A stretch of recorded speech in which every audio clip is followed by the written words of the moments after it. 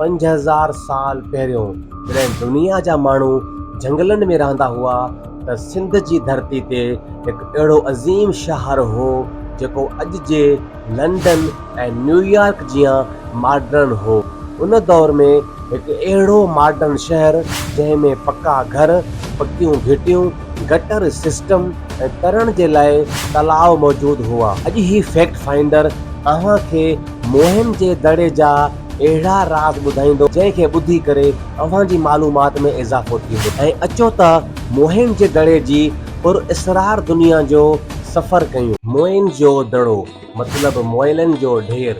ही शहर सिंध जे ज़िले लाड़काने जे वेझो वाक़ई आहे। ही शहर सिंध सभ्यता जो सभ खां पुराणो ऐं मरकज़ी शहर हो ऐं इन खे 1922 में रखाल दास बैनर्जी दरियाफ़्त कयो। खोटाई कई वई त वॾा वॾा माहिर उन नज़ारे खे ॾिसी हैरान रहिजी विया। हिन शहर जी सभ खां हैरान कंदड़ ॻाल्हि उन शहर जी इंजीनियरिंग हुई। दुनिया में अॼु जे दौर में वॾा वॾा इंजीनियर मौजूदु आहिनि, पर उन दौर जे इंजीनियरनि खे बि सलाम आहे जन अहिड़ी कारीगरी ॾेखारी त उते अचण वारी जॾहिं पूरी दुनिया जा माण्हू मोहन जे दड़े खे अची करे विज़िट करनि था त उते उन्हनि माहिर कारीगरनि जी कारीगरी ॾिसी करे हैरान रहिजी वञनि था। शानदार प्लैनिंग।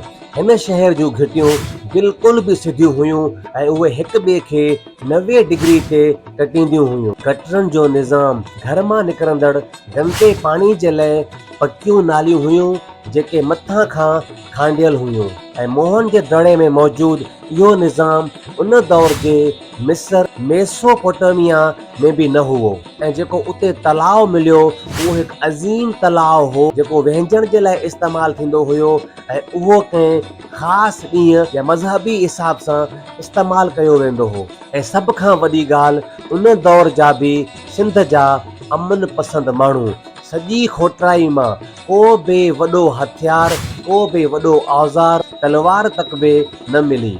मतिलब त सिंध जा माण्हू उन दौर में बि अमन पसंद हुआ ऐं इते अचण वारी दुनिया ॾिसी करे हैरान रहिजी वञे थी। मोइन जो दड़ो वाकई में हिकु अहिड़ो अज़ीम शहर हो जंहिंजी मिसाल पूरी दुनिया में किथे बि नथी मिले। ऐं दोस्तो, हाणे सवाल इहो पैदा थिए थो त इन अज़ीम सभ्यता खे अहिड़ो छा थियो ऐं माहिरनि जा इन जे बारे में 3 राया आहिनि। सभ खां जेको पहिरियों रायो आहे, सिंधु दरिया में तबाही ॾींदड़ वॾी हिकु ॿोॾि आई जंहिं जे करे ही शहर ॿुॾी वियो ऐं ख़तमु थी वियो।